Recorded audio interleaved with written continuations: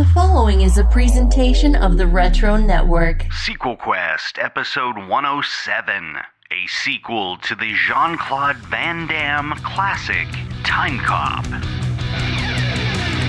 Welcome to SequelQuest, the podcast where Adam, Jeff, and Jeremy invite you on a cinematic journey to create prequels, sequels, and reboots to your favorite movie franchises. Joined by special guests along the way. SequelQuest is go for launch, so let the adventure begin. Now.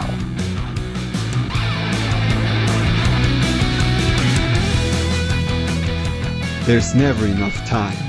Time for what? To listen to a podcast. Then you never want to miss an opportunity. Are you busy? I'm waiting for SequelQuest to start. If I were those guys, I wouldn't keep you waiting. I'll tell you what, if I put in my earbuds and I don't hear Adam, Jeff, and Jeremy pitching prequels, sequels, and reboots, I'll start listening to your show. Hey now!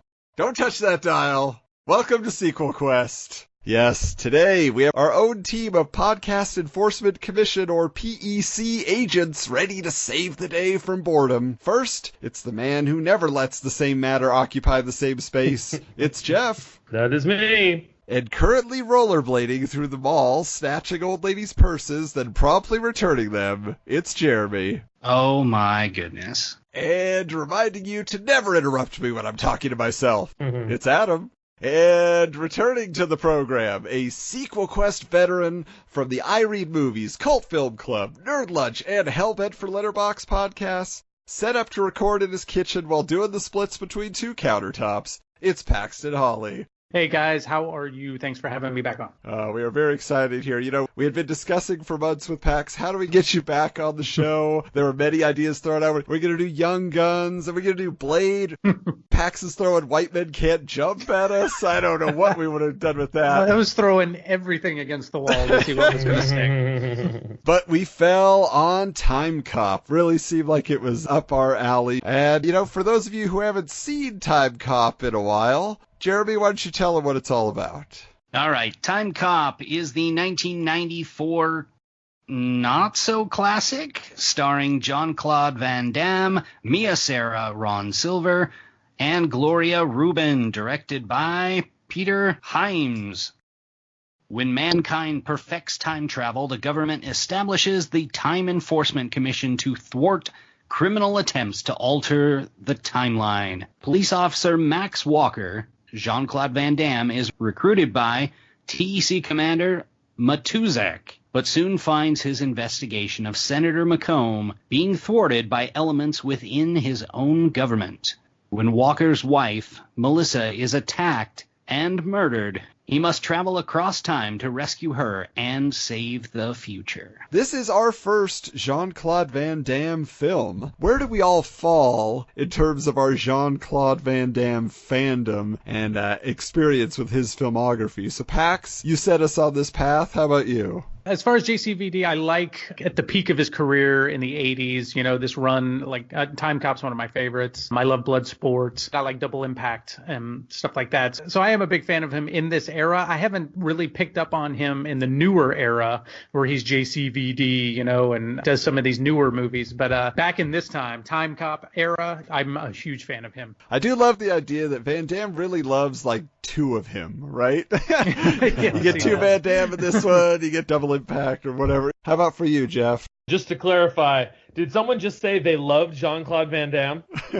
That wasn't just happening? In this era, yeah. Okay, in the mid-90s era, yeah. Oh gosh, Jean Claude Van Damme. For me, I feel like I loved Bloodsport and I loved, to a lesser extent, Kickboxer. Because he is a great martial artist and his accent is okay as long as he's not trying to play someone who doesn't have an accent. Beyond that, like for me, what sums up my experience with Jean Claude Van Damme is hearing that he was offered the role. I think he even tried on the suit for being the Predator in Predator and then turned it down by saying, quote, I'm Jean Claude Van Damme. So, yeah. Well, so I think that's interesting, yeah, because he's kind of been involved even before he was a bigger marquee name. I mean, he was in Breakin'. You know, he's in the background dancing it up. You know, he's having a good old time, it seems. Or a show that Pax has covered on Cult Film Club, No Retreat, No Surrender, right? Yep, that was probably the first time I think I ever saw him. Playing a wannabe Ivan Drago, basically. Yeah, and I think his name was Ivan, actually. Yeah. Was it? But see, like, for me, I had never even seen Timecop before buying the DVD in preparation for this show, because my Jean Claude Van Damme experience has been limited to Bloodsport and Street Fighter. Well, you've seen Bloodsport. That's impressive. Like, all the way through? Well, this is the thing. So, before ever even seeing Bloodsport, my freshman year of high school, I had a friend named Yashar Rad. Which, come on, man. Rad. I feel like he should have had his own movie. But he was super into martial arts, and on a field trip, we were on a bus ride, and he recited the entire film to me. And he played all the characters, and he's narrating the action, and he loved that movie so much. And so I was like, well, I gotta check it out then. You know, and it would play on TV from time to time as well, but I rented it. You know, because you got to see that shin bone just pop out of that one guy, you know. But really, for me, like, I always paid attention to Van Damme's movie titles because, you know, stuff like Cyborg or Lionheart or Universal Soldier, you know, but they just weren't in my wheelhouse. So the breakthrough Van Damme film for me was Street Fighter, which I saw in theaters. And of course, I was very disappointed at the time. You know, lines like, I'm the Repo Man and you're out of business. Like, okay, very nice. But the fact that he had been in these underground fighting tournament films that inspired Street Fighter, and then they made this one about a military force taking down a dictator, that was nonsense. So I didn't think so highly of him. But that being said, I was familiar with the work of the director of this film, Peter Hyams, who his film that he made just before Timecop in 1992 was the John Ritter comedy Stay Tuned, which was always a favorite of mine. Yeah. And actually, it has a tie, one of several that we'll discuss in this episode, to our last episode, Ferris Bueller's Day Off, where we pitched a sequel to that movie, in that Jeffrey Jones is the villain in Stay Tuned. But this is something that I'm curious about as well then. So with Timecop itself, what do you guys remember? Is it something you saw in theaters? Is it something that you were really involved in? Pax, how about you? Yeah, I have a distinct memory of going to the theater to see it. My friend Steve and I were big Jean Claude Van Damme fans around this time. So, and this was at his height. So, time travel, Jean Claude Van Damme. I was 100% going to be in the theater for this. Nice. Jeremy, how about you? You got a whole stack of Jean Claude Van Damme films in your house? No. Very basically, no. Timecop, I have seen it multiple times. Can't tell you when I saw it last, though. I did see that it's available on Amazon Prime, so I might watch it. I've seen some of his other random fighting movies, but nothing of his in like the last 20 years. I don't know that there's much of that body of work, so... Well, he keeps coming back with Universal Soldier movies, because there's like 5 or 6 of them. Jeff, do you remember renting it? Where did you catch it? I feel like this was a big movie when it came out, because, yeah, you're right. Like, this was Van Damme's peak, and it was kind of catapulting right on the sci-fi bandwagon. I feel like this was right around that same era of Demolition Man and all of those kind of sci-fi futuristic ones. And that was the one thing, like, about Jean-Claude, is that he was something different. Like, Arnold and Sly and like they couldn't do the martial arts that he could do, and even Steven Seagal was Steven Seagal. So, you know, it was something unique to see Jean-Claude in a movie. So I didn't see it in the theaters. Like, it wasn't something that would grab me that much. So I'm pretty sure I saw it on like an HBO free preview weekend or something like that. And I remember I was like, that was better than I expected. Not spectacular. Like, I don't have it in my mind as that's one of my favorite movies or greatest movies, but of the Jean-Claudes, it's like, that was impressive. As Jean-Claudes go, it wasn't too bad. Yeah. Well, again, because you've got some real stinkers in there, so... Oh, yeah, you do. You know, obviously I mentioned I had not seen it till just now. So let me ask you this then, of the Jean-Claudes, let's just say, what is absolutely the worst? I mean, if of the ones you've taken the time to see, what were you most disappointed disappointed in where Timecop rises to be the cream? I mean, for me, like, I went and saw Double Team in the theater, and it was garbage. It was not good. We were all high on Rodman at the time. Yes, it was. Were we? It's hard to not say Street Fighter because it was so bad. But like Universal Soldier, just because I think he made 3, 4, 5 of them. However many he made, it was far too many. And I think the tough part was, like, in a movie like that, granted, I thought Dolph Lundgren was worse than he was, but it was the fact that I think Jean Claude saw himself, because he's a pretty good-looking guy, and so I think he sees himself as a romantic lead. That's always rough when you've got Dolph Lundgren, who's the stony-face one, and the lovable one is Jean Claude. And like, oh... Well, of course, I love his cameo in Last Action Hero at the premiere of Jack Slater. That's right. Yeah. Apparently, they filmed a whole bunch, and he's like one of the few. Like him and MC Hammer survived. And Jim Belushi. But for me, like, the one that disappoints me, and I think it's just because it's like, it feels so similar, but it just doesn't have the excitement, is Kickboxer. Because to me, it's just I'm avenging my brother's death or my brother's crippling, whatever it was in that. It never quite hit me the same way as the other ones do. And I actually have a few to catch up on that I've picked up on VHS recently. So I'll finally see Cyborg and what became of Masters of the Universe Part 2 and how they morphed it into that, But the other thing I think is worth mentioning is probably most people don't realize this, but Timecop is based on a segment of an anthology comic book series called Dark Horse Presents, which debuted a lot of really cool comics properties. But Dark Horse was also the publisher of stories like The Mask and Barbed Wire and even Hellboy. So there are a lot of those properties that got made into movies from them, So this was among them, but maybe lesser known. But Pax, you recently covered Timecop on your podcast I Read Movies, so the actual novelization.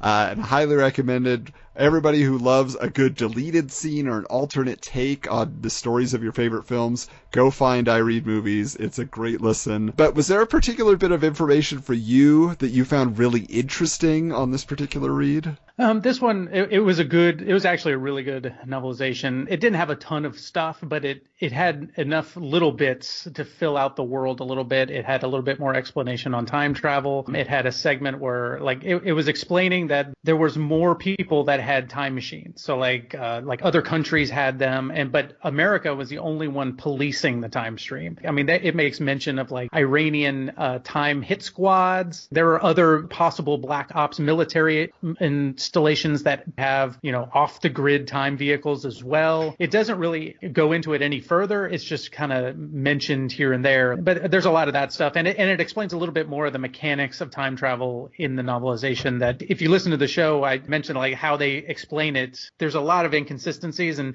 just kind of how you look at time travel and how they look at time travel and how it could work within that world. Wait, so is it more or less confusing than Endgame? It's actually pretty confusing because the way that time travel is handled in Timecop, it's really more a matter of perspective. And they tell you can't travel to the future, which depending on how you look at it, I mean, time agents travel back to their own time from the past. That's traveling to the future. And if they travel back to the past, stop something, and then take someone from the past into the future, they're traveling into the future. So I mean, there is technically traveling into the future. So it's kind of that stuff that it mentions, but it doesn't mention, and then it kind of, for me, just built out a lot of extra questions I had about what was going on. Although I think when you get down to it, the rule about Timecop is you don't try to make sense of the time travel elements of the story. Yes. Yeah, or your brain will melt like a past and future self making contact. It's not going to be pretty. Now, I think also, this movie we mentioned was a hit. I mean, it's still Van Damme's most profitable film, I believe. And with good reason. He doesn't have to do too much himself in this movie. He's either being gloomy or he's being charming, and I think one of those is his default. He's always a little charming.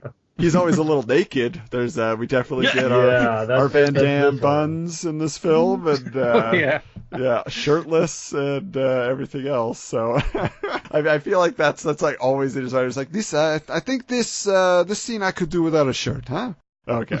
But for you guys, like, Pax, you mentioned the time travel element of it. What we always look for in time travel movie is the vehicle or the method of time travel, right? So in this case, how would you describe that particular vehicle and its mechanics? How would I describe it? Nonsensical. Like, it makes literally no sense how the time vehicle works. I have so many problems with how this thing works. Like, half of it I love the supercomputers figuring out what point in time and where, like in the orbital positioning of the Earth in time and stuff like that. I like that. It's the actual physical vehicle and how that vehicle, the mechanics of that vehicle works. I have so many problems with that. It's like, it doesn't ruin the movie for me, but I'm just like, every time I watch it, I'm like, I don't know why this is the way it works, because it makes no sense. I mean, the most obvious one to me is the fact that they travel in a vehicle, but when they get to the place they're supposed to go, they're just there. Right. And when they come back, they're back in the vehicle. And, Right. I know. They stick the brick wall at the end? Yeah. Yeah, you got a big concrete wall. But the question I have then, too, is why is it that the bad guys all just seem to walk in casually, you know, and push through the time barrier, whatever you want to call it? But all the TEC agents are always, like, running, or they're always, like, seem like they just got pushed, you know, from behind. Oh, well, yeah, because then, there are a couple of times that Van Damme just kind of casually walks in, like when he's in the 20s. But then when he goes back with Fielding, it's like they drop out of the sky into the water. I guess if you're careful, you can place yourself exactly where you want to place yourself. But if not, then you're going to fall into like a mountain or something. Yeah. Now, Jeff, how do you feel about the dramatic turn here for Van Damme in terms of mourning a dead spouse? He's really tried to bring that emotion. Are you pulled in? No. Yeah, no. I mean, especially because what was this, 94? And I probably saw it when I was 16 or so. It's almost that circumstances are sufficient where you're like, all right, you get it. Does he seem like a person who's in touch with his emotions? No. Someone that is like devastated that he's relaying it to the audience? No. But you know, we get it, I think, you know. Jeremy, are you a fan of this bad guy, McComb? Do you like an evil politician in your movies? Well, they're kind of easy to rip off of. I mean, everybody imagines their politicians are evil and nefarious. Sometimes we're proven right. But do you like his plot? Can you explain his plot? Kind of. Well, isn't it basically that he's just going to make himself wealthy because his campaign is kind of running out of money in the present day? So if they change things in the past, the depression never happens. His family is in line to make a lot of money. Familial money is handed down, and he most likely is a man of power and wealth and influence. And he likes to eat nuts in the back of his car. Right. Yeah, right. Slam people's faces into the side of the car. I think we need to bring that up, too. If we're going to talk about time travel or futuristic stuff that doesn't make sense, it's like all the production cost and design went into those cars, those wannabe Blade Runner vehicles with no windshield. You just go into this box and it takes you where you need to go. But why did automotive technology advance so far and architecture and everything else in the world seems to be exactly the same? Like there was like McComb involved in that? Who knows? He's got his fingers in everything. And that's the thing that I thought was kind of interesting, that they did set the beginning in the present day, 94, and then they sent the next one. It was 10 years later, wasn't it? 2004? Yeah, so 2004. I'm like, wow, yeah. You guys had some ambitious goals for 10 years into the future. Well, Yep. Kennedy wanted everybody to get to space by the end of the decade, so I guess set a goal for the American people. They'll make it happen. Did we, though? I also like that futuristic guns just have a red light on them. You just put a red light on it. It's futuristic now. Yep. So the other character in this you mentioned, Pax, is Sarah Fielding, you know, this agent that's supposed to come in. I find her very fascinating, just in the idea that she does come in as, I'm your new partner and I'm keeping an eye on you. And then she turns on him, but then she regrets it and he forgives her. And then she becomes his partner again, but then she gets killed. You know, it's just like, there's so much back and forth with the characters, but I think it's very entertaining because of that. It is. And his final little, at the end, when he mentions the boyfriend that she told him about in the previous life, and it's just like, that's funny to us, but it's kind of creepy within the movie. So Yes. that always kind of was weird. I love her and I like everything but I don't like the button up at the end when he tells her about the boyfriend. That's kind of weird. Yeah, it's odd that everybody seems to just, again, go with his charisma when he comes back and time has changed. Like, Matusak, his best buddy and boss, doesn't remember him, but he just seems to go along with everything he's saying. He's like, well, I'm TC, and, drops the line about his wife's goulash eventually. But it's just like, okay. And Pax, you brought this up on your podcast, which is, shouldn't these time cops have to check in? So, because if you are changing the time stream on some level, even though you're trying to keep it safe. So there's going to be a lot of things like, oh yeah, you didn't leave from here at this time. It's like, oh, we have no records. Right.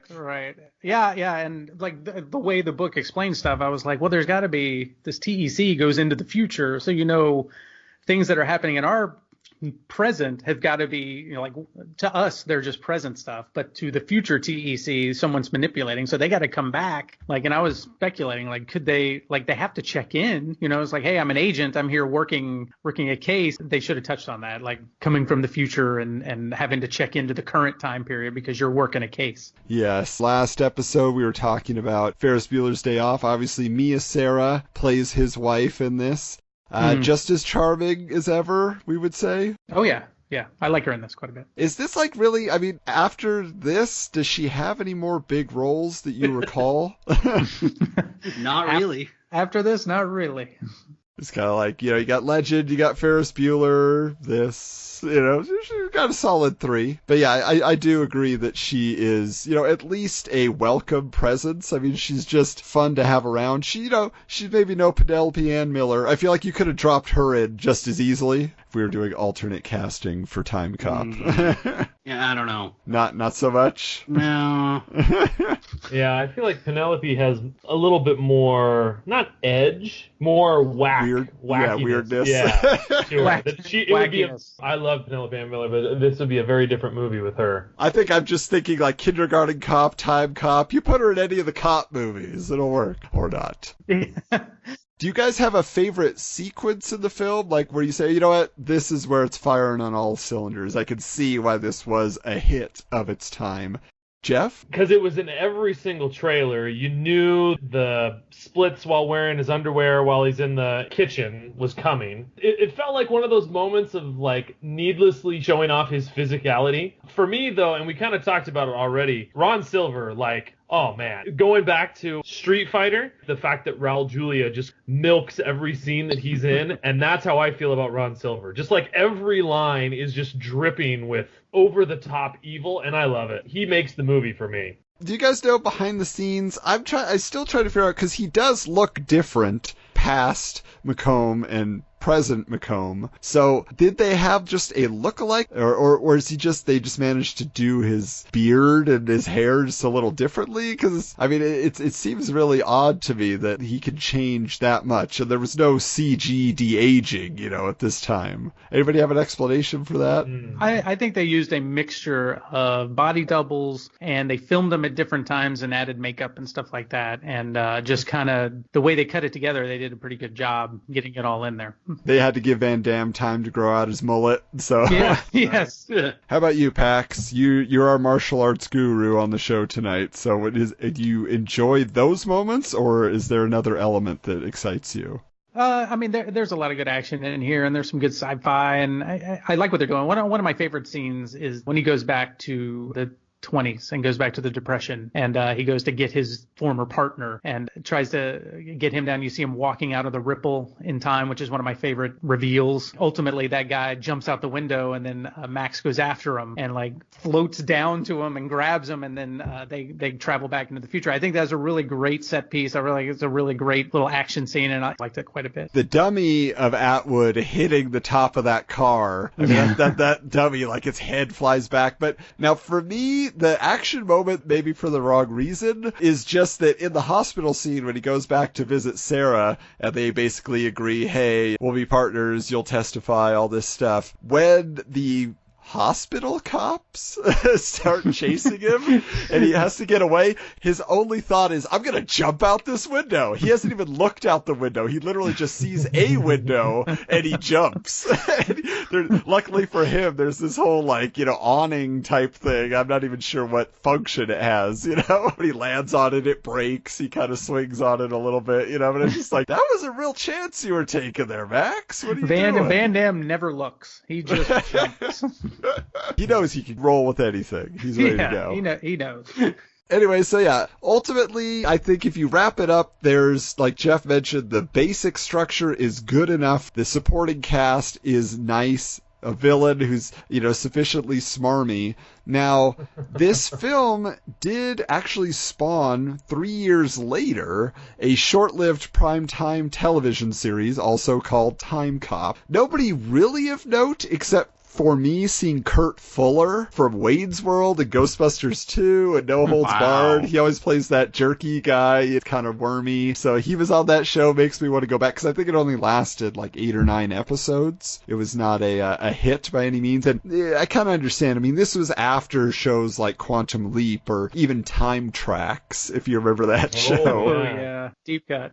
Yeah, exactly. So I think at that time, maybe we were kind of in a stasis period for time travel. It's like, let's just keep it where it is. We'll come back around. But also, you know, tonight, as we're getting ready to pitch our sequels, we're not necessarily breaking new ground because there was a direct-to-video sequel, Timecop 2, The Berlin Decision. Yeah. Starring Jason Scott Lee of Dragon, the Bruce Lee story, and Jungle Book fame. Mm-hmm. So, anybody, do you know the plot of this one, Pax? No, can you give us that one? Yeah, give him the plot. Well, there is a plot where someone is actually, you know, the old time travel go-to, even mentioned at the opening of this original film. Somebody's going to go back in time to kill Adolf Hitler, and the TEC has to stop that. So there it is, the dilemma. Do you kill Hitler? Do you have a chance? Well, and IMDb mentions that in '95 there was a little-known Super Nintendo video game, Time Cop, where the player is a time cop going after the inventor of time travel. Oh. So there are other opportunities for stories. Sounds complicated and weird. Right. It says, over the course of 15 time-limited levels set in various eras to stop him tampering with the past and the future, similar to beat-em-up games, but had a few shooter sections. So there you go. Look for it online, apparently. So hopefully if any of us included that in our pitch, we can quickly edit it out. In the canon that we're dealing with. It's there already. But I think we're ready to find out, really, where we're going to take this. What era does the next adventure take place in? So, Pax, why don't you kick us off? My initial reaction was to do something like, if you've seen the trailer for Gemini Man. So it's like old versus young versions of yourself. And I thought, I want Max, old retired JCVD now, to go back and confront himself. And then I was like, oh, that'd be awesome. And I'm like, well, that was what they did in Timecop. So I don't need old Max and young Max again. They just did that. So then I was going to do something with, I mentioned on I Read Movies, there's some things in there that I think could work into a sequel. I could never figure out something that worked for me. So what I did was, and I think I do this every time I'm with you guys, Netflix series. That's what kind of I'm envisioning here. And this is how it goes. I kind of mapped out the beginning of the show, and I'll explain the crux to you. But it starts off with kind of a dream sequence, and you see essentially the launching of a time vehicle. You see the wedge-shaped vehicle traveling forward, and then it fades to black, and it goes current date 1994. Woman wakes up. She had the dream. She's with her husband. They go downstairs. They meet a 12-year-old kid. They have a little discussion at the table. They go to work. On her way to work, the woman thinks she sees a man, sees glimpses of him as she's driving to work. It's the same man, several places around town, bus stop, behind a group of people. But every time she tries to get a good look, he's gone. So she meets her husband for lunch later on in the day. She's discussing her visions with him, and he's concerned. He wants her to go get help. He thinks she's showing PTSD symptoms. We find out that the woman is former military, and he wants her to go see someone. And she's like, I'll be fine. And after lunch, going back to work, and across the street, she glimpses the man she saw before again, but it was just a glimpse. So go back home. She's in the garage working out, hitting a heavy bag. She starts getting a splitting headache, and she's having these weird visions of futuristic cars and buildings, and then they abruptly stop. And she goes to her workbench and pulls out a little device. It looks like a little cell phone. And she starts working on it. It's clear she's had this object for a while, and it's broken, and she's been trying to fix it for a while. She can't do it. She kind of crisscrosses some wires, hooks it up to a battery, does a few things to it, can't get it to work. She gets frustrated and throws her stuff down. Her husband comes into the garage. They talk a little bit, and as they leave, we pan down over to the toolbox again where she threw the remote, and a soft red light turns on. So we move up to the husband and the wife getting ready for bed. She thinks she sees something out the window as she's getting in bed. It's like maybe like a flashlight turning off. She looks, she doesn't see anything, and all of a sudden she turns around and sees a ripple in the air, and a guy walks out of this ripple in midair. And the guy walks out, he's in this weird uniform, and he says, like, there you are, get down. And he jumps on her and puts her to the ground just as like the room explodes into what is futuristic machine gun fire. Like you mentioned, the red light guns are just going all over the place. And she recognizes it. She sort of recognizes it immediately, but she's like, what's going on? And the guy that came through the ripples, like, you don't recognize me? And it's like, well, of course you don't. My name is Max. We're friends. I'm here to get you out of here. You got to come with me. And she's like, why? What's going on? And he's like, we don't have time for this. We have to go. And she's like, I'm not leaving. And he's like, I can explain it to you, but by the time I'm done, we'll be dead and we won't help anyone. So come with me, and then I'll explain everything. And they go to a safe house. And here is kind of where we get the explanation and the thrust of what's going on. We find out this is Max, like current JCVD, and he's a senior agent with the TEC. He explains to her, you were my partner. Our current year is 2019. You found out something that you weren't supposed to find out, and you brought it to me. You never told me what it was, but you told me it was big and something was going on. So I brought you back in time to hide you till we figured out what was going on and how we could figure out how to fix this. He took her back to a safe house back in the past, and then he goes back to the future, and then somehow, like, they find out where she is. They raid her safe house. Max finds out almost too late, gets back just in time to get her out of there, but just barely. And then he gets her out just barely. But then when they get back to the future, he's like, I've got another spot to take you. I'm going to take you. But then she takes the time vehicle and goes off on her own. And Max loses her, and he doesn't know where she is. This is where they start piecing together what happened with her. Like, she went back to the past. She gets lost. Max says, I can track you with your retrieval unit because ours are tethered together. But once you went back in time without me, it went dead. And I assumed you destroyed it. So I couldn't find you until that retrieval unit came back on. And then so he's talking with her, and her memories are starting to come back as they're talking. She's like, she picked 1994 to go back to, and that's what she went to. And Max was like, well, I don't know how you picked that one, but that's a good place to go because time travel was just getting invented, and I had some events that happened with a younger me at that point. So those time ripples were going to hide where you were. So wherever you went there, you would kind of be hidden, and that was a good place to pick. So come to find out, he's got to get her to remember what it is that she discovered in the future of some conspiracy that's going on, and he's got to keep her away from this hit squad that's going through time. And her retrieval unit was the thing that turned on earlier. Now that it's on, they can track her wherever they're going, so they're constantly being followed, and them like going back and forth in the future into the past, trying to figure out what it is that she found out and what's the conspiracy that she found out and how to stop it and get her installed into 2019. But also, I imagine there's going to be a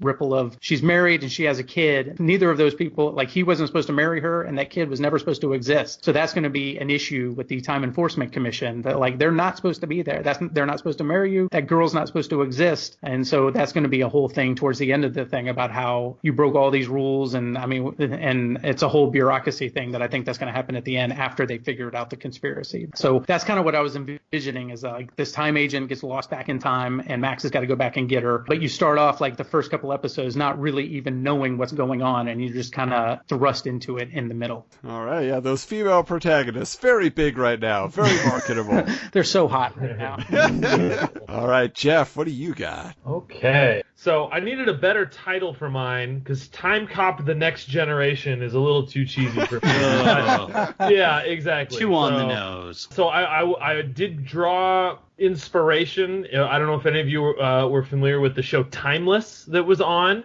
Yes. Judy's favorites. So I thought I'd go in that general direction. So this one would take place 15 years later, which would bring us into the present day, 2019. And TEC is now more of a research division where Max's son, he's actually one of the researchers that are working in the division. And what they do is they use the time travel to actually travel to different spots in time as historical research. And so they're supposed to travel incognito and to blend in, and they have the different rules about not interfering. And Max, still being on the police side, his division has mostly kind of turned into monitoring everyone's procedures and making sure that they're, you know, almost like the group in Monsters, Inc. that are always trying to protect the world from outside excursions. So that sort of a thing is what Max is doing. And the father and son don't really get along very well. Max believes that the research is just too dangerous, whereas the son thinks that Max's whole division is out of touch. But one day, mercenaries break into the headquarters and they capture Max's son's boss and this experimental remote time machine,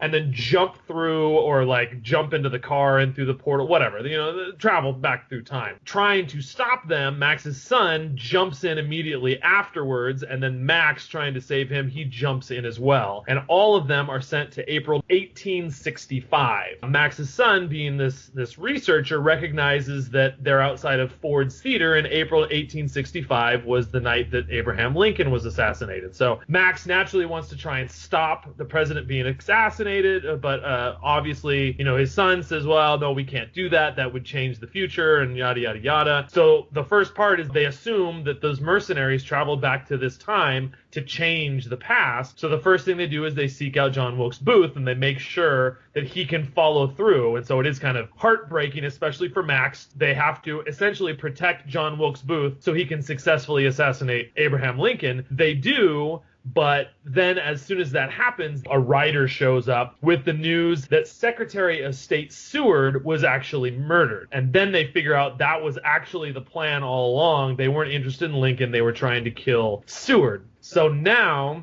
they get dragged back, like they do, back into present, but now the present is very different. Now they notice that like all of the flags and the uniforms and stuff like that all say Republic of America.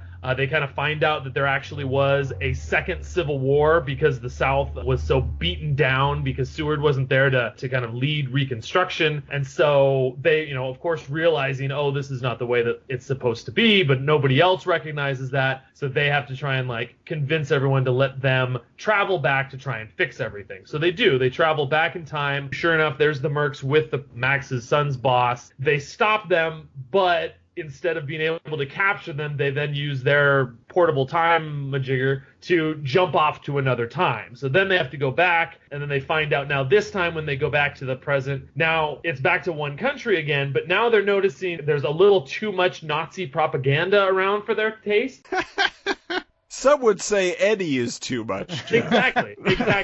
Not that everyone is Nazis, but everyone seems really okay with Nazis. They figure out that what happened was the second jump they went back, and now Charles Lindbergh became president, and then didn't have an issue with the Nazis. Now they got to go back, and so it kind of creates this kind of like chase through time. And then we eventually find out that every time that they do change something, what ends up happening is this one guy, his name is Tolliver, he always ends up gaining power. Even every time that they fix things, he comes back and he's a little bit more powerful and a little bit more powerful. So then the big climax of the movie, they finally catch up to them and they have the big face-off, and they find out that Tolliver is indeed Max's son's boss. He's actually been running this entire division, working all along to sculpt history to get himself power into this new future. So they have to stop him. And then the credits or whatever is Max and son, now best buds, traveling through time, kind of putting right everything that Tolliver put wrong.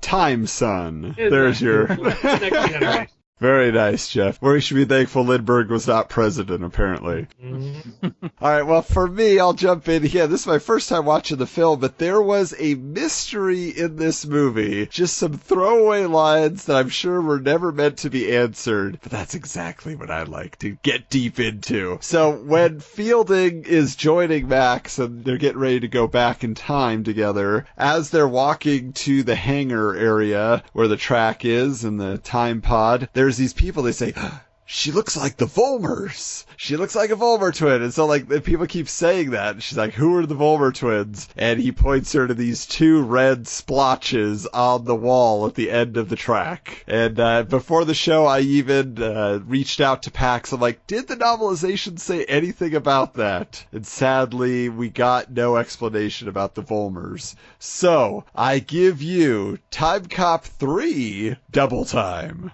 Taking place in 2003, just 1 year before the events of the first film, we meet Cindy and Samantha Volmer, twin sisters, played by Gloria Rubin, who played Sarah Field, who have just finished at the Time Enforcement Commission Academy. Cindy is the outspoken cocksure twin who is anxious to take on the big cases, while Samantha is a bespectacled brainiac who's working on the monitoring side of the time travel policing agency, seeking out anomalies in the time stream. Cindy gets on the wrong side of a veteran agent named Weston when the TEC computers select her as the ideal match for a mission to ensnare the rogue assistant of the time travel technology inventor, who Weston has been doggedly tracking down for 7 years. But this time felon named Heyman has a thing for pretty ladies, so Weston and Cindy are reluctantly paired up as a team to take him down. What stands out about this time anomaly is that Heyman has gone back just months in the past to attach himself to a recent successful and unrecovered heist fortune, which is his MO, as it's believed that the crook may have taken his mentor's research one step further and developed tech that can see into the most likely outcome of the future. Meanwhile, socially awkward Samantha is fending off the advances of fellow monitoring nerd Rodney, a Scottish-born geek who thinks he is as smooth as Sean Connery. Samantha is completely turned off by his creepy attempts to bring the new girl out of her shell, in quotation marks, by sending her Photoshop pictures of her head on the body of scantily clad models.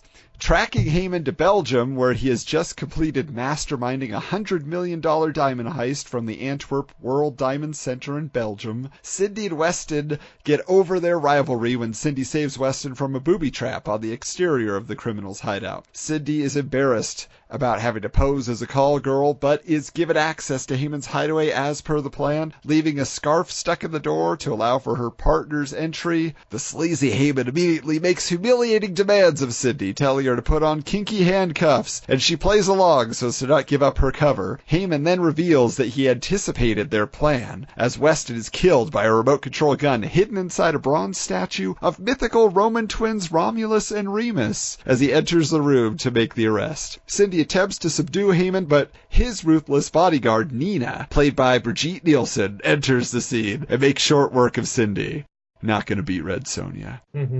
The crook and his minion disappear into time by placing a time travel visor on Heyman with a linked gauntlet worn by Nina, and he taunts Cindy, stating that he's seen the future and they won't meet again. Returning to TEC headquarters, Weston is pronounced dead, and Cindy is told that she was too green for the mission, being prevented from assignment on any future missions until she gains more experience. Instead, Cindy is forced into office work with Samantha and is itching to get some real action when Rodney hits on the new twin and realizes his mistake only when he's forced into straddling 2 file cabinets with a letter opener between his legs. Heyman, meanwhile, is continuing to evade the TC agents assigned to apprehend him by anticipating their moves with his future vision goggles and sending back agents in body bags. His activities begin to affect world governments, causing desperate nations to invade the unaffected countries. But TEC Director Matusek refuses Cindy's plea to let her go back to the moment of Weston's death to steal Heyman's future viewing visor, stating it would be too dangerous for her two selves to be in such close proximity. So as to not violate her boss's orders, Cindy empties out the TEC headquarters with an anonymous fake bomb scare, allowing a reluctant Samantha to travel back to the launch point for the original failed mission, where she distracts past Cindy by saying that the director pulled her out of the assignment at the last minute and causing her to run off and confront the boss. This allows Samantha to take past Cindy's place to travel with Weston to Heyman's hideout, where, now aware of his tricks, she can avoid them and snatch up his device for study in the TEC labs and prevent the effects of his meddling in time. Easier said than done, however, as Samantha is not as confident as her sister, and in her attempt to get away with the device is cornered by the bodyguard Nina, who begins battering the brainy twin. But in a brief moment of evading the brute, Samantha sacrifices her personal retrieval unit to send Heyman's visor back to Cindy Prime at TEC headquarters. Realizing Samantha is trapped in the past, Cindy finds Rodney hiding out in an office and convinces him to work the controls so she can travel back to save her sister. She entrusts the future viewing visor to her coworker, and arriving back at Heyman's hideout, she fights Nina, the bodyguard, who is kicked out a window and split in two on a sharp sculpture below. But not before Samantha removes the evil gal's linking gauntlet and applies it to her own arm.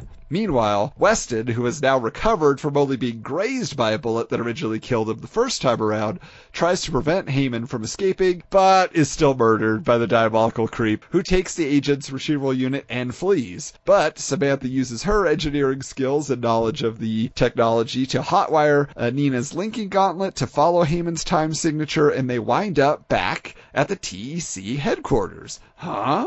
During a final showdown in the Time Pod hangar, we discover that Rodney was working with Heyman the whole time and has returned the future visor to the villain. After duking it out in the hangar and ending up on top of the Time Pod, which is activated by a timer Rodney has set, in the scuffle the twins manage to secure the bad guys to the pod with 2 pairs of kinky handcuffs, and placing the future viewing visor on his head, Cindy asks, "What does your future look like now, a-hole?" Anyway, as the viewpoint changes to Heyman's, we see the inevitable smash into the concrete wall, and he begins to panic. Moving too fast to jump off the pod, the Volmers force their way into the cockpit as the time pod rockets toward the wall, with the pod passing through the time barrier, leaving the villains behind to be obliterated, with only 2 bloody stains marking their last stand. We see Matusak and the rest of the TEC return from the bomb threat evacuation, realizing the Volmers are nowhere to be found, and seeing 2 red marks on the end of the track, and eventually checking the security camera footage which has been damaged in the fight. They see the choppy images of the Volmers but not Heyman or Rodney, so they draw their own conclusions that they disobeyed orders and paid the price. In the epilogue, we find out that Cindy and Samantha hastily entered the time travel date to be their own birthday and ended up at the hospital where they were born. However, they are shocked to see that they were actually born triplets, and that the Volmer parents arranged for their sister to be adopted by a childless couple named the Fieldings, who named her Sarah. There you have it. Timecop 3, double time.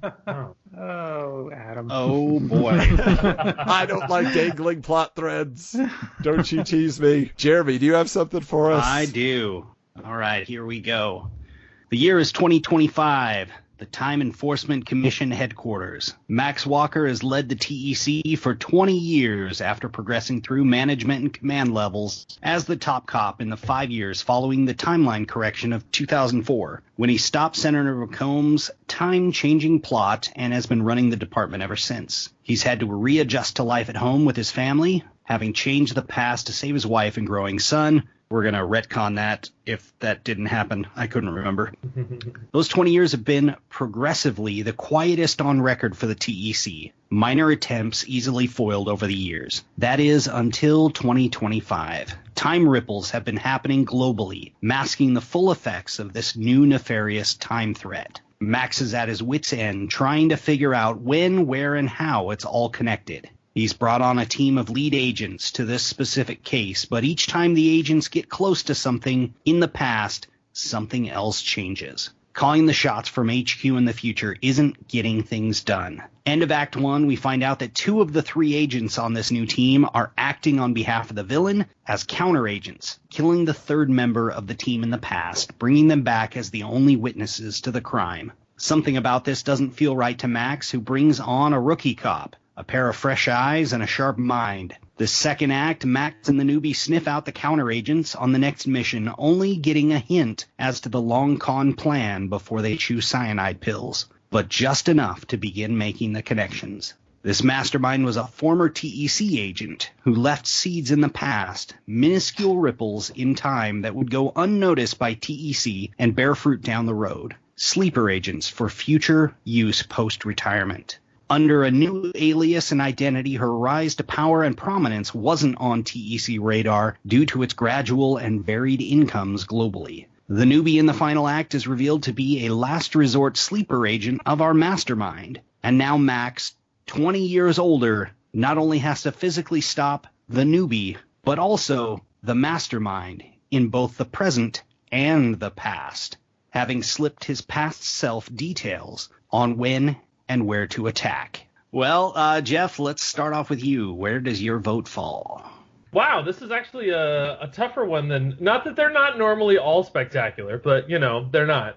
But this time, like you said, Adam, we had some female leads, and we had, I feel like, to be perfectly honest, I'm not as sold on the Netflix series, but I really like what you had, Pax. I like the dynamic of hiding in the past, as opposed to like that there's, they're kind of chasing them, as opposed to trying to fix things in the past. I mean, I'm sure it's a little bit of each, but yeah. So I think I'd go with Pax's one. All right, Adam, where does your vote fall? Well, I think it kind of goes back for me, like, what is the essence of Timecop? And I really feel like it's a personal story. I mean, you want to say, is it deep? It's not deep. Wait. Can we just say that exact same phrase again? What is the essence of Timecop? It's not deep. Philosophers for years will be discussing this.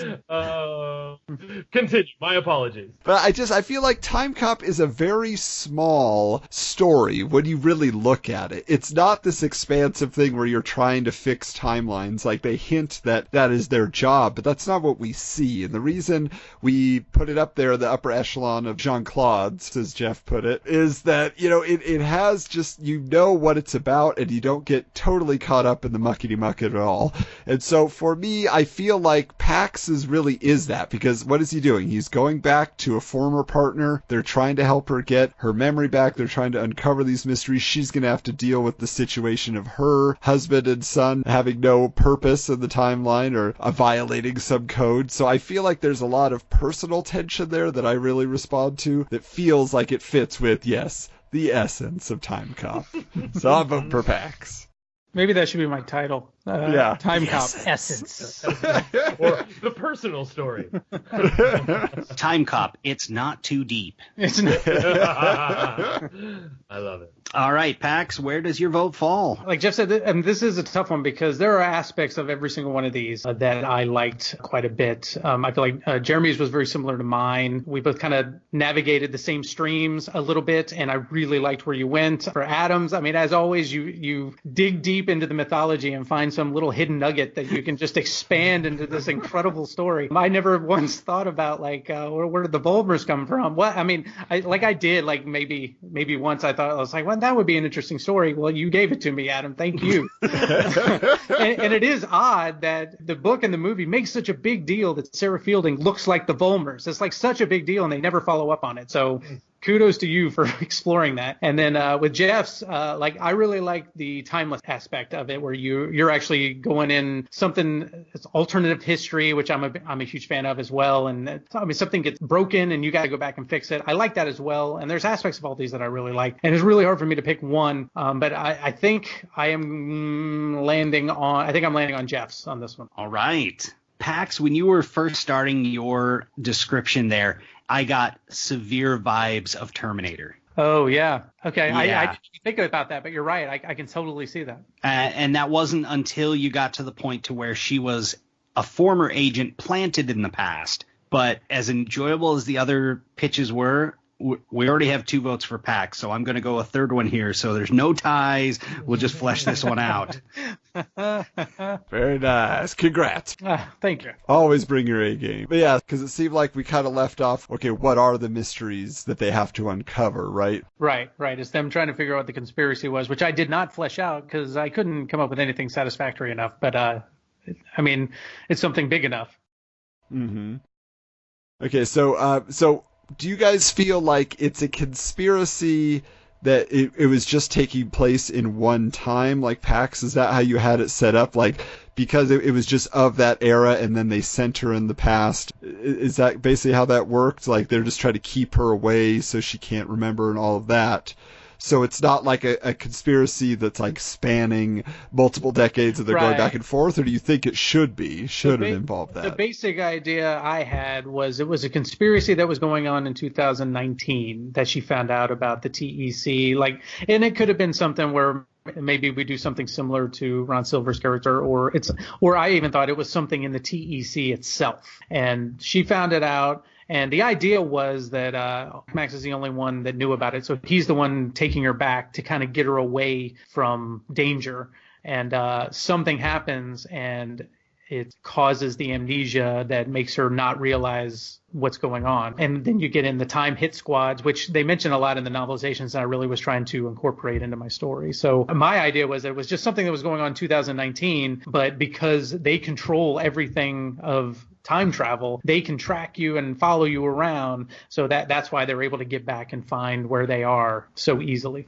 My first thought is that something's rotten in the TEC. Isn't that like every Mission Impossible movie? Like, oh, we got a traitor here, you know? I mean, that's true. That's a good point. But I'm trying to get like to the core of Max is there to help her. But I do like the idea that something has gone wrong at the TEC. He has lost his faith in it as an organization. And almost like McComb was always trying to get it shut down. You know, he's telling him, it's not worth it. They're messing around. Just one wrong move and they're messing up all of time, you know. So maybe he has fallen into that belief system himself. So he's there for her. Like he wants to save his former partner. That's personal. He's not on a mission in any way from the TEC, right? So right. He is rogue, yeah. So to me it feels like, that could play really well is whether or not he needs to get his faith back in the organization, or maybe he needs to accept that he was doing good work for as long as it existed, or do we come down to the final thing is the conspiracy is in fact, yes,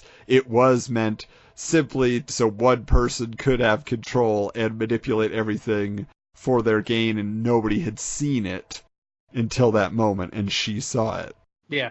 What do you guys think? Who do you want to be like the head of this villainous conspiracy? Who's at the heart of it? Well, I mean, obviously a compelling one would be someone that we don't expect. So an easy one would be like if we get Jean Claude Van Damme to be in it. That's maybe too easy. Another one to be like, as much as I love what's his name that played Magruder or whatever the boss's name was, he's a perfect one to be in charge. Because that was my one thought with this original movie, and I feel like that was one of the things that was really interesting with Timeless is that a lot of time travel movies don't really get into like history. Because they feel like it's going to feel cheesy or educational, or even like, I know like Doctor Who has kind of circled around that at various times. But it'd be interesting, like, what if it was like a historical character was the bad guy? Not like Adolf Hitler or, something like that, but someone that you wouldn't expect from history. The disembodied head of Albert Einstein? No. But like somebody who was actually a bad guy, but we don't really think of him that way, like Thomas Edison. Ooh, make Thomas Edison funny. That was guy. the first person that came into my head when you said that was Thomas Edison. Done. History's true villain. It's true. Well, so then they have to team up with Nikola Tesla, who hated Edison. Like that. Well, Tesla obviously invented time travel, and it was just shelved and given to the Dr. Hans Newberg or whatever his name was that they mentioned at the beginning of the movie. So he's all bitter about it. Maybe he's teaming up with them at some point, like a guardian angel. Time Tesla. Nickel time Tesla. But yeah, no. But Jeff, the question I have then is though. So are you saying? Does the person from history, do they have time travel transportation, or did they just set something in motion that has continued forward and the TEC somehow got wound up in it? I wonder, well, I mean, if you do the Edison Tesla thing, I don't know, that might take a little focus off, then it turns into, what's the one that is actually that? There is actually that story about, or no, it's Jack the Ripper, isn't it? Where it's time after time, yeah. Time after time, yeah. Isn't that Thomas Edison's a time traveler? No, H.G. Wells. H.G. Wells. Oh, is it H.G. Wells? The Ripper, okay. yeah. Yeah, and he has to chase Jack Ripper throughout the time. So, yeah, I don't know if that, because we still want the time cops to be the focus of it. So, but it also could be, like, if we do go down this path, like you were saying, Pax, about doing a series, is then if you've got the different big bads of each season. maybe even where you find out Thomas Edison is the big bad, but he's not the big bad. And we find out that it was actually someone was behind all of, Thomas Edison's chicanery or something like that. Maybe Thomas Edison came up with the plan all those years ago, but he didn't have the technology. Like, that's really why he was developing everything he was developing so often. But then he died and he couldn't continue the work.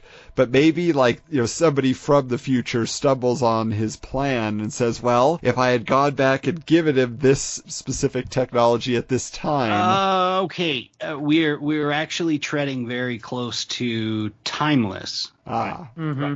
With no more history. Somebody in the past coming up with a plan, exactly. Alternate history, how they could change things, and the future finding it and orchestrating it. Right. Then you're kind of I'm turning it into my own, because Pax, with yours, it was more, there's this conspiracy in the present that's why they have to hide in the past. So right.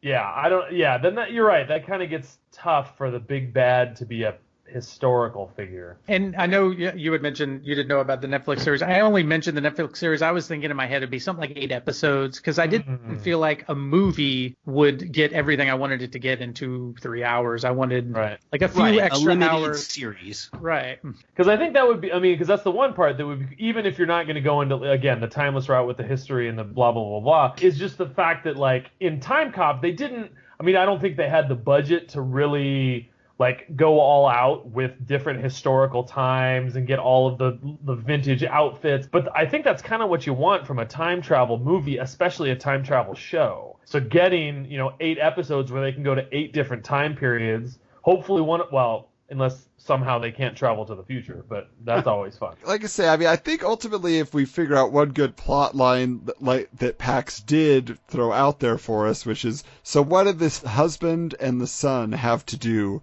with any of this, or how far do they have to go to protect them type thing, because how far back was she, Pax? She went back to 1994, so it was around the same time as the first movie. I had the idea that maybe we would go back into some of the scenes of the first movie, but then I thought, no, it's just going to be a coincidence that she went back to 1994. Because, I wonder if it might seem rote, but ultimately, because she's in 94, but she's, living this life, she's making things happen, the husband's probably a good guy, but couldn't the son be the one that grows up to carry out the conspiracy at some point? Well, it was a daughter, but that's not a bad idea. Maybe the conspiracy in the present is either the creator of time travel or one of the people that worked for him, that maybe they felt snubbed because even though they did the lion's share of the work, whoever the guy was that invented time travel got all the notoriety for it. So now he's out to kind of set the record straight and kind of get control of the TEC so he can control time travel for himself. Yeah, so it doesn't have to be, we don't focus on, what are the big changes in history or anything that happens. It's literally just about, how do you track down this person and eliminate them so they don't, whatever their plan might be is much less important. Just like McComb is like, well, I want to get a lot of money. It's like, well, okay. But you also killed his wife, so that's why we want to see you die, type thing. Yeah. So and that was the idea of this, was that it's smaller and that it's more compact, and it's really about Max and this partner of his that and them trying to figure out the mystery. We definitely need Ewan McGregor as the villain. Oh, that's not bad, actually. I know, I like that. He's supposed to be a villain coming up in the new Fantabulous Emancipation of One Harley Quinn, whatever that long title is. He is supposed to play Black Mask in that and be villainous. I like that, whether or not he's a family member or he's just a mastermind, like you say, who was involved in the creation of it all. The other thing that kind of sparked in my mind, Max's child, could we have, due to the changed timeline, him having an alternate child as well, and she grows up without him and hating him, just to give a personalized vendetta in this whole thing? I'm just trying to think, because it seems like the timelines in this universe, it wouldn't change the sex of the child that's born, even if it was a different timeline. I don't know what it seems like. Would that be affected by time? I don't understand. No, what I was thinking was, because the original timeline, his wife did die, along with the child, that in that space, maybe dalliances amongst other people, he had an illegitimate child, and due to the timelines converging when he saved his wife, or self-correcting, whatever, that other child is now lost. I don't know. It was weird, kind of interesting twist to make it so that it still links back to our main guy in some familial way. Well, I see what you're saying there, because that does make more sense in that scenario then, because he had that 10 years for something to happen, and like you say, things merged, but everybody go back to the way they're supposed to say, so that there's somebody left there that's causing problems. Maybe that's a season 2 possibility. Maybe, yeah, because I like that idea. So this is the final question, I think, is who are we casting as this partner? She's basically the focus of the show. So who is an actress that we want to see take on that kind of role? And maybe that could, doesn't have to be the same age as JCVD. She could certainly have been a rookie when he was partners with her. In my head, she was a little younger, and in my head, it was someone or even Jessica Chastain. Yeah, you can do that. I think that'd be good. I was thinking Kristen Ritter for some reason, but it's all good. I like Jessica Chastain. She's got the gravitas when she's not albino, like in Dark Phoenix. That did not work out. Well, that's good then. So, yeah, I think last bit of business, knowing kind of where it's going then, do we have our subtitle? Do we want to give it? Because I don't know, the essence really fits now. So is there something you feel like encapsulates the story itself? Yeah, that was a tough one I was having trouble coming up with. I was trying to think if there was any kind of amnesia term that sounded like a time travel term. I toyed with the idea of double back, mainly for the Back to the Future reference. That's what I was just going to say. I was like, wasn't that for Back to the Future Part 3? Yep. That was the only one I came up with that I was like, all right, I'd be fine with that. But I was trying to think if we could create a designation for someone that is lost in the time stream, because that has to happen, for the TEC. So she would be designated as, lost to time or something like that. Yeah, MIT doesn't sound right. Instead of missing in action, missing in time. Oh, yeah. Well, actually, that's not bad. Just call it, Timecop 2, Missing in Time. Timecop 3, wherever we think this fits. Then it starts to sound like the Teenage Mutant Ninja Turtles game. Turtles in Time. Yeah. Well, anything with time. We've gotten a lot of those. Wouldn't this kind of be a form of Timecop witness protection? Yes. In a way? Yeah, and I was trying to come up with WITSEC or something, but I couldn't come up with anything that didn't sound pornographic or just weird. So I think just calling it Lost, either Lost to Time or Lost in Time, Timecop 2. Yeah. Because then it's lit, man. Lost in Time. Yeah. It sure is. Well, Pax, thanks for giving us this adventure. Like was stated, a lot of quality pitches here, a lot of ways we could have taken it, but I think yours had a lot of potential, and in some alternate timeline, perhaps we'd be turning on Netflix in 2020 and watching it. That would be great. But why don't you tell the folks, Pax, what's going on in your world these days, what entertainment you can send their way, where they can find it? You can find me semi-weekly on the Nerd Lunch podcast, and monthly I'm doing I Read Movies, which you mentioned, where I'm talking about movie novelizations and the differences with the movies they novelize. So that's where you can find me. You can find me on Twitter also under my name, Paxton Holley, Holley. And I should mention, Pax coming up next on I Read Movies. You have a suggestion that I made that I've been anticipating for months and months. The September episode of I Read Movies is going to be your suggestion. You wanted me to do Return to Swamp Thing, and that was a movie I'd never seen, so I'm glad to finally cover that and do the novelization, but I'm also going to do the first one, Swamp Thing, the Wes Craven movie as well, and that'll be during September. I'm going to call it Swamp-tember.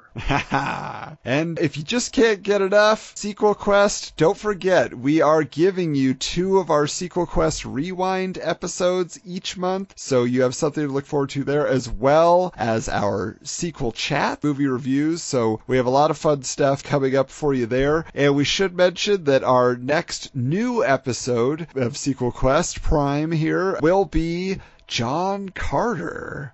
Yes, we're going to go and check out that failed Disney adventure film. We are headed to Mars, folks. And if you like what Jeff and I have to say, you can go listen to some of our adventures going back in time to our days in the Disneyland character department, where we were in costume. The Two Goofs podcast, still going strong for the remainder of this year, so be sure to find that on your favorite podcast app. And of course, please check out all the shows on the Retro Network, and hey, you may get a few new details about what's going on in the next SequelQuest. So, with that, until next time, this is for what you're going to do. That's what crashed. Hold on, give me one second. Hopefully not the time pod into a wall. Correct. No, just, there we go. Okay. We thank you for listening to this episode of SequelQuest and invite you to continue the fake movie fun on social media. Submit your ideas for future episodes to sequelquestpod@gmail.com or SQPod on Twitter. The films and characters discussed on SequelQuest are the property of their respective studios and license holders. No copyright infringement is intended. This has been a presentation of the Retro Network.